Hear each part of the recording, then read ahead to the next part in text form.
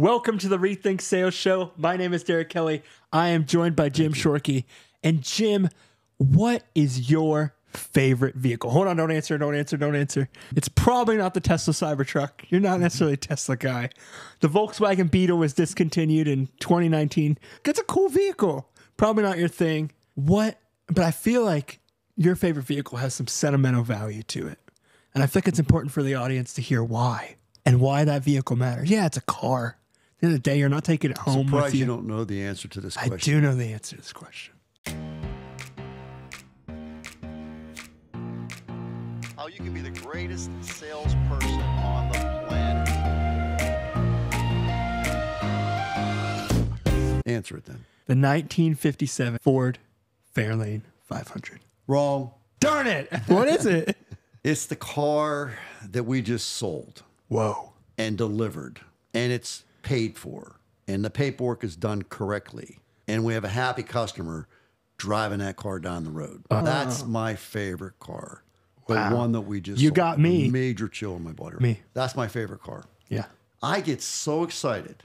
Literally, the guys at the dealership, not all of them, but some of them, let me know when they sold a car via Facebook.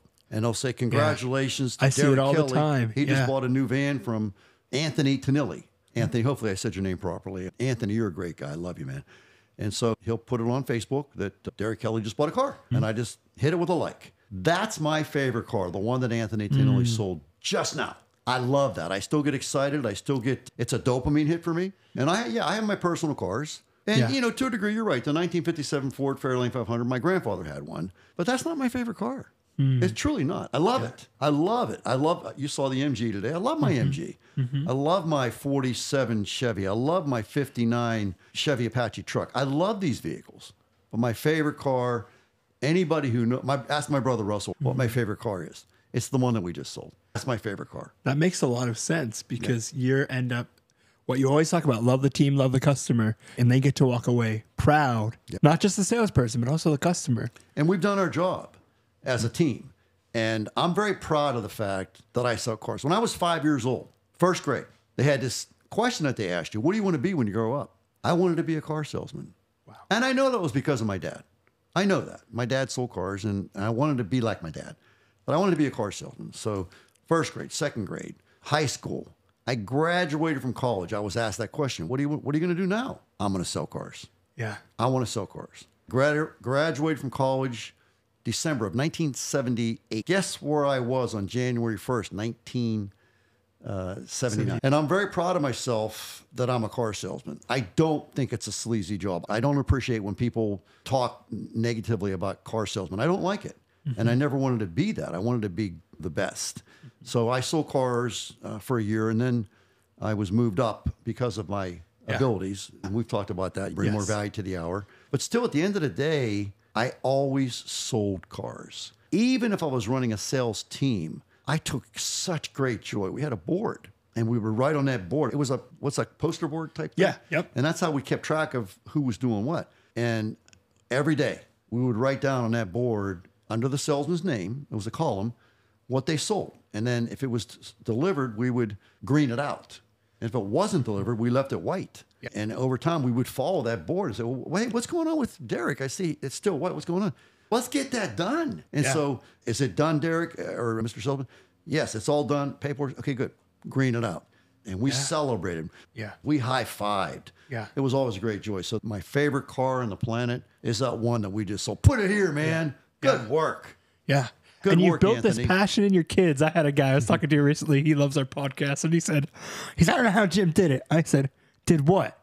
And he said, I don't know how he got his kids all passionate about the car business. He's like, I can't get my daughter passionate about one thing that I care about, let alone all four of my kids passionate about. I told my kids, this is no bull. I can't make this stuff up, guys. I really can't. I said to my kids, point blank, I said, please do not talk to me about the car business. I don't want to talk to you about the car business. I love the car business. I'm very passionate about the car business. So if I talk to you about the car business, I'm going to talk you into it. So if you want to get involved in the car business, you're going to have to come to me and sell me.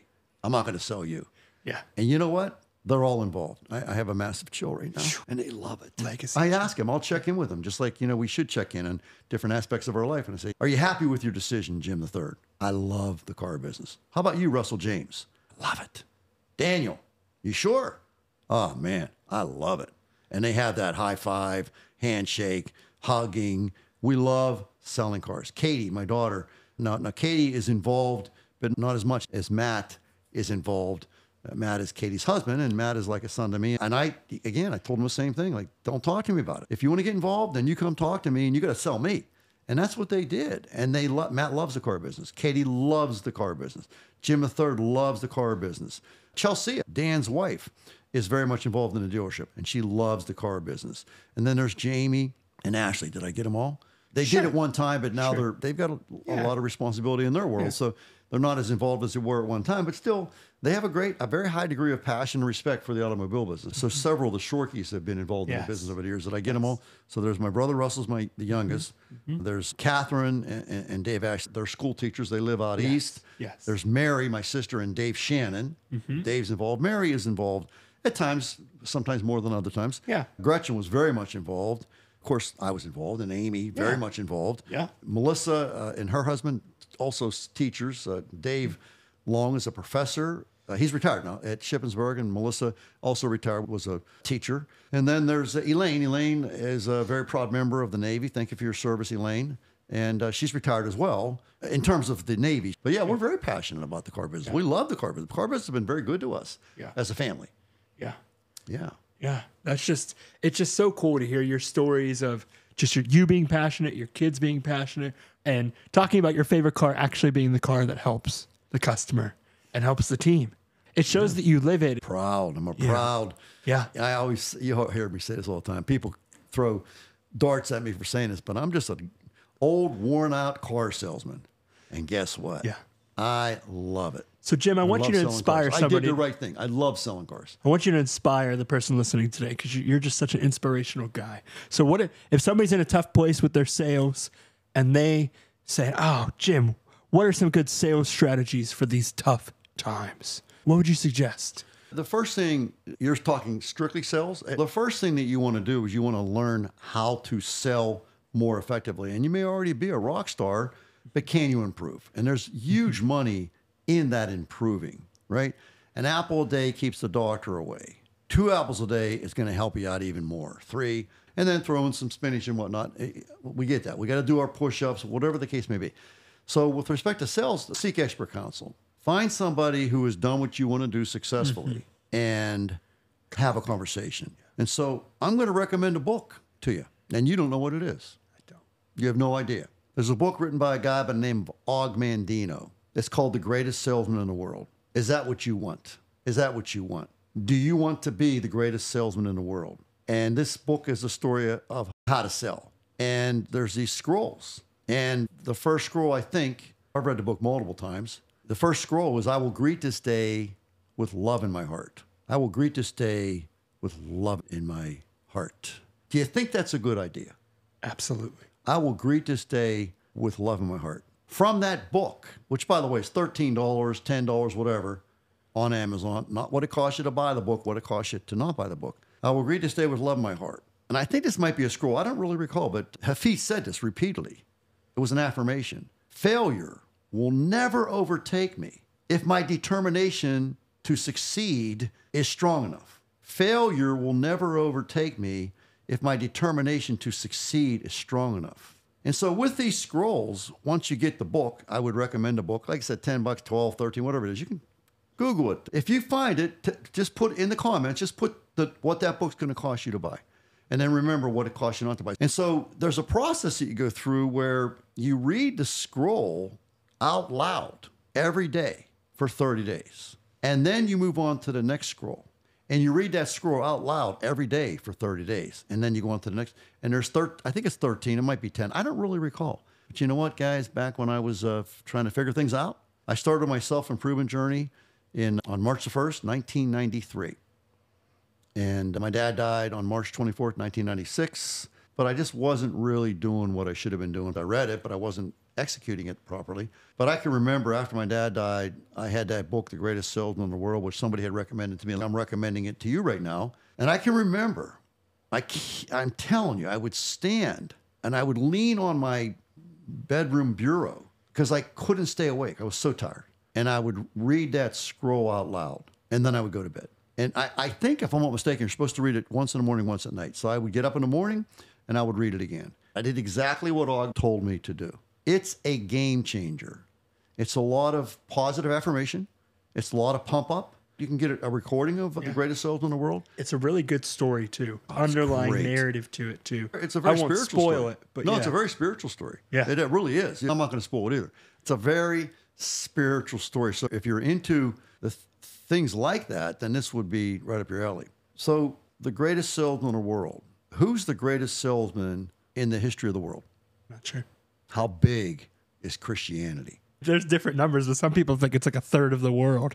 Where did it start? In a small town of Bethlehem with a group of ragtag ordinary people, Nope. 12 of them. It started with one guy, Yep. Jesus Christ. And then he sold the idea to the apostles. And then what did they do? They turned into 72, and then 72 turned into... And what Sermon happened? They on- got yep. their freaking Yep. butts whooped. Yep. Rejection? Are you kidding me? Yeah. And there's a lesson in that whole thing. Yeah. What are you supposed to do when you knock on the door? Door opens. I don't want your You seeds, do your Jim. thing. Yeah. Door slams in your face. What are you supposed to do? Knock again. Well, that's me. Yep. No, but they didn't really say that. They just said, dust Yeah. yourself off and keep moving. Yep. Yep. That's Yep. what they said. That's right. I think it was dust yourself off. I don't know. I'm not Yeah. a biblical scholar. But yeah, greatest salesman in the world. There's nobody better. Nobody. I don't care what your religious belief is. I don't care. I don't care. I don't really care. I'm not a biblical scholar, but I can tell you it's pretty hard to deny the sheer volume of Christians in the world today. Yeah. And how did that happen? One guy, 12 apostles? One guy, 12 apostles. That's a movement, dudes. So hint, the greatest salesman in the world. Great book. Great book. I'll leave it at that. Great book. Hint, hint. Yeah. It's I remember reading that book, and I'm thinking, like, at first you're like, you're reading it, and you're reading the scrolls every day, and you're like, where is he going? Yeah. And you get to the end, you're found out. You're shocked. You found out. Yeah. So, guys, check out that book. Jim, thanks for talking me through your favorite car, which I thought was something that it wasn't, and also how that really led to your personal development change and you changing and you growing and encouraging the audience to say, hey, if you're stuck, if you're like, this is a tough sales time for me, learning how to sell that next car and learning how to love the team and love the customer led you to a place where it wasn't a tough sales season all the time. So for those people that are stuck, my question to you is like, how do you help them? And you said, check out this book. So guys, it's like Jim said in the last episode, what does it cost you not to buy that book? Oh my God. Could be so much. Millions. Yeah. Millions. Glad I bought it. So check out that book and check out our Rethink You program. I really don't want to be overly salesy here. And Yeah. I feel like I've talked about that enough, but that would be my first piece of advice would be to get that book because it's literally, whatever it is, 10, 12, 13 bucks, something like that. I'll look it up when we're done here. And then I would buy Rethink You.